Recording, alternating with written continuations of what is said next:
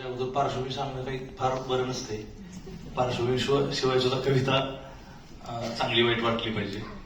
पण माझे एक मित्र नव्हते, माझे ओळखीचे होते. तर त्यांनी असं एक 2-3 महिन्यात 700-800 कविता पाडल्या होत्या एकदमच. आणि मला ते माहित नव्हतं, तर मला त्यांनी ऐकायला बोललं होतं. तर ते त्यांच्या माझे जे दुसरे सर त्यांना ते माहित होतं, पण मला माहित नव्हतं. मी तिथे गेलो होतो. ते कविता वाचायच्या अगोदर ते सांगायचे की ही कविता अर्थमंत्र्यांसोबत मुंबई ते दिल्ली हेलिकॉप्टरमध्ये लिहिली. प्रत्येक कविता अशीच कुठतरी लिहिली असायची की कवितेचं काय व्हायचं नाही, पण कविता लिहिली. तेव्हापासून मला वाटतं कवितेविषयी काही बोलू कविता कुठे लिहिली, काय लिहिली, कशाविषयी लिहिली. पण आपण माणूस ना सतत असे खचला की आत्महत्येचा विचार करत असतो. तर मी एकदा गमतीने म्हणजे स्वतःच पत्र वाचलं. आपण लिहिलेलं पत्र आत्महत्येविषयी, म्हणजे आपण करणार आहे असं. आणि मी 2 ओळीची कविता लिहिली. मला ती स्वतःलाच बळ देते ती कविता. आपण हे लिहिलंय आणि हे महत्वाचं आहे आपल्याला जे म्हणून की तू आता माझ्यासाठी जणू आत्महत्येची जुनी चिठ्ठी. काही माणसाची पटकन रद्दबातल व्हायचे होतात आयुष्यातून, म्हणून तगून राहिलं पाहिजे. काळजावर आपल्याच अंतराळाचा आळ कसा घ्यावा, पण छळते मला अपरंपार पोकळीची बेरंग पाकोळी. कळते कळी कळी इच्छेची भुलण्याआधी, आणि इच्छेची वारुळ फोपवतात भोवती. नुसत्या मुंग्या मुंग्या तरतरतात मेंदूत, आत्महत्येचा जयघोष करीत. आग आग नुसती आग आहे अंतकरात.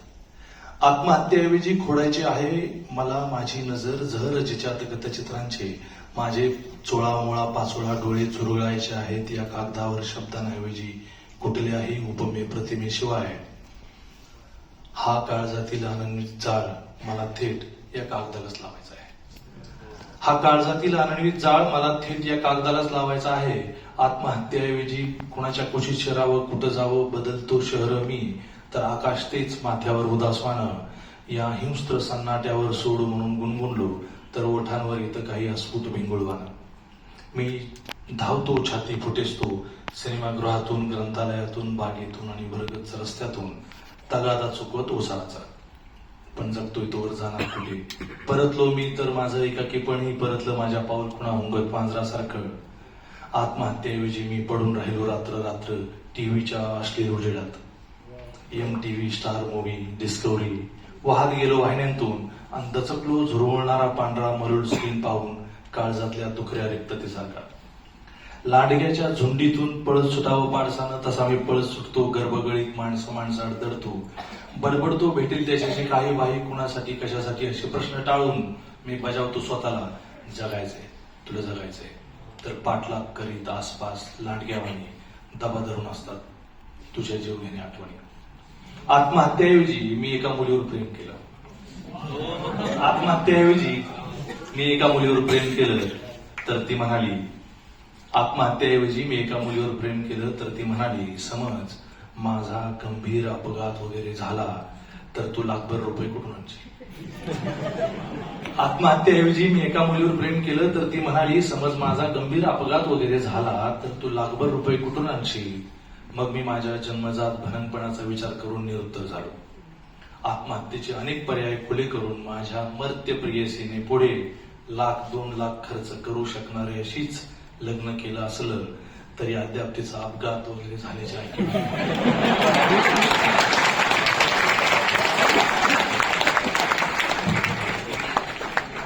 आत्महत्येऐवजी मी शुद्ध हरवू पाहिली. आत्महत्येऐवजी मी शुद्ध हरवू पाहिली. चिंधड्या आयुष्याचे अवशेष आपल्या आपण शुद्धीत कसे वेचणार. तुकडा तुकडा सांधून लपतरलेलं आयुष्य घ्यावं पांघरून या निर्मनुष्य गारट्यात. म्हणून मी वाचली पुस्तकं भळभळणाऱ्या जखमांवर बांधल्या कवितेच्या ओळी. वाचली थोरा मोठींची चरित्र, काढली चित्र आयुष्याच्या गारटणाऱ्या कॅनव्हासवर. रक्तात बुडवून कुंचला, दारू प्यालो, भांग खाल्ली, पण साली सुद्धा हरपतच नाही. आत्महत्येऐवजी कधी वाटतं फोडावा अर्थ हंबरडा. आत्महत्येऐवजी कधी वाटतं फोडावा अर्थ हंबरडा. पण मी ऐकलं आहे हंबुर्ड्याहून व्याकुळ काळीचं मौन. मला कळतं मौनाहून जीव घेणं मुख्या चित्राबांच्या डोळ्यांच्या कडावर सुकलेलं पाणी. जाहिरातींच्या या बोलघेवड्या युगात कोण ऐकेल माझ्या स्पंदनांची विराणी, आणि मी तर कुठवर काळीस काढून ठेवावं कोणाकोणाच्या तळहातावर. आताशा वाटतं कवितेऐवजी एक दोन गिचमीड रेघोट्या जोडाव्यात या सर्व बक्षी मातीवर. थँक्यू.